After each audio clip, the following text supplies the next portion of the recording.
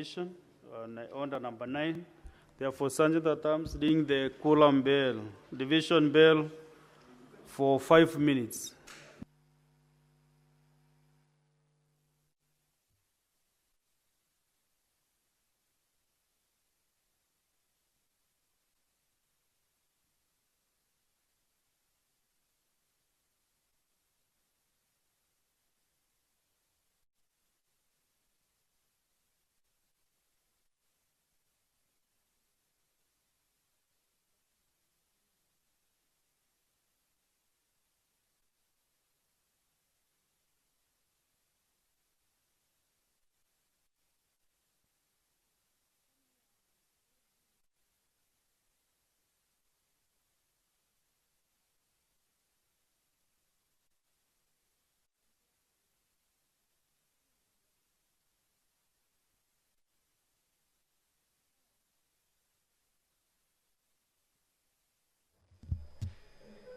The division bell is on the ring mode at the Senate this afternoon after the Deputy Speaker of the House directed that the division bell be rung for 5 minutes. These 5 minutes is for the whip to marshal our senators back into the chamber, those who could probably have stepped out, to allow the House to vote on the report of the Mediation Committee on the Conflict of Interest Bill, this being National Assembly Bills number 12.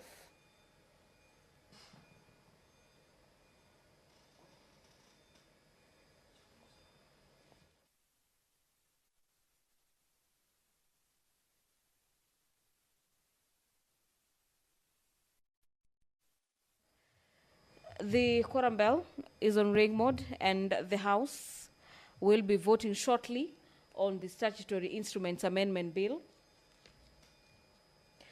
This is Bill number 10 of the year 2024, sponsored by the leader of the Majority Party and the Minority Party. The debate on this bill has already been concluded upon, and what remains is for the House to vote on the Statutory Instruments Bill.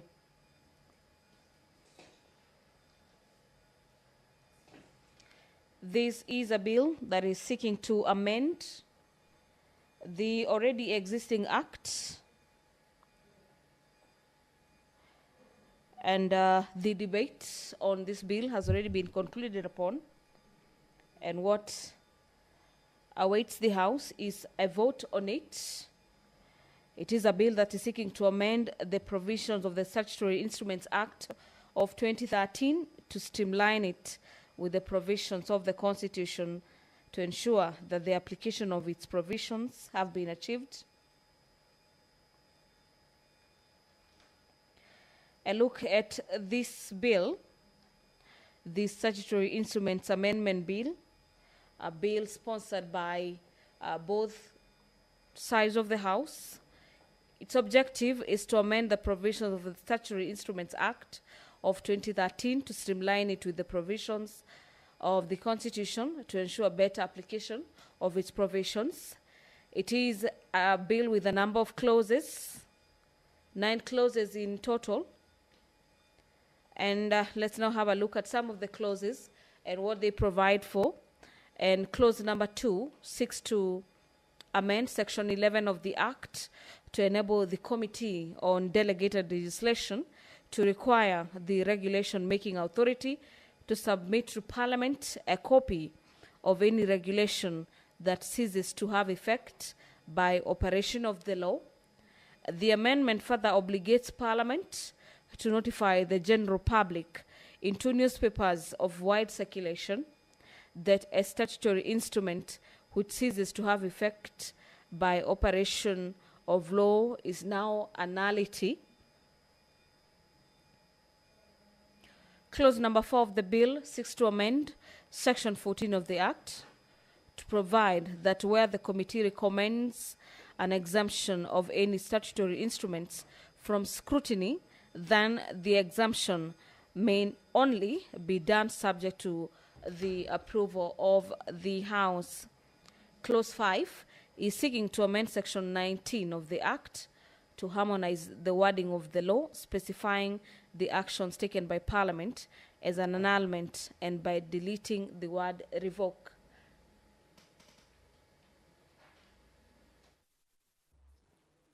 Again, link the division bill for another 5 minutes.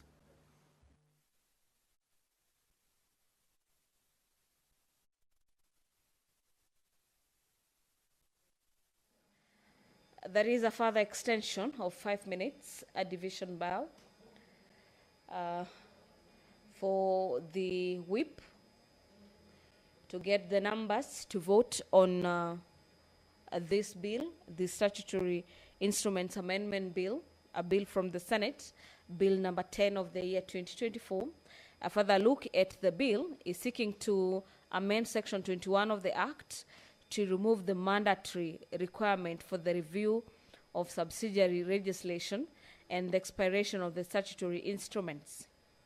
Clause number 8 of the bill is seeking to amend Section 24 of the Act. This is an Act of 2013, which this bill is seeking to amend to increase the limit of fines and the term of imprisonment in order for the law to act as an adequate deterrent for the violation or breach of the regulations. Clause 9, which is the last clause of the bill, seeks to amend Section 27 of the Act of 2013 to provide for savings provision, allowing for the continuous operation of regulations that were the operation on or before the 24th of January 2024. Statement on the delegation of legislative powers and limitation of the fundamental right of freedom. The bill delegates legislative powers to the relevant House committee. This is as per Section 12 of the Statutory Instruments Act of 2013 and does not limit the fundamental rights of freedom. Statement on the bill not being a money bill within the meaning of Article 114 of the Constitution. The enactment of the Statutory Instruments Bill does not occasion an expenditure on the public funds. This is a bill that is seeking to amend the existing Act on the Statutory Instruments. The debate on this bill has already been concluded upon, and what remains is for the vote to be taken by the House. The subject terms will shortly be drawing the bars and closing the doors for the House to undertake the vote on the Statutory Instruments Bill. The law requires that every cabinet secretary responsible for regulation-making authority shall, within 7 days, sitting days after the publication of the statutory instrument, ensure that a copy of the statutory instrument is transmitted to the responsible clerk for tabling before the relevant houses of parliament. Notwithstanding the submission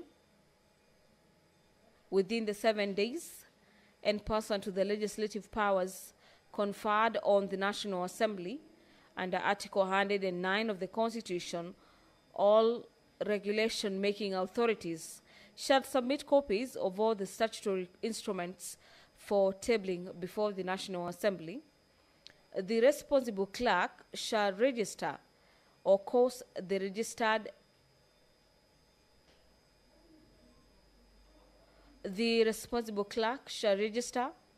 or cause to be registered every statutory instrument transmitted to the respective house for tabling and laying. And if a copy of the statutory instrument that is required to be laid before the relevant House of Parliament is not laid, this is in accordance with the section, the statutory instrument shall cease to have effect immediately after the last day for it to be so laid, but without prejudice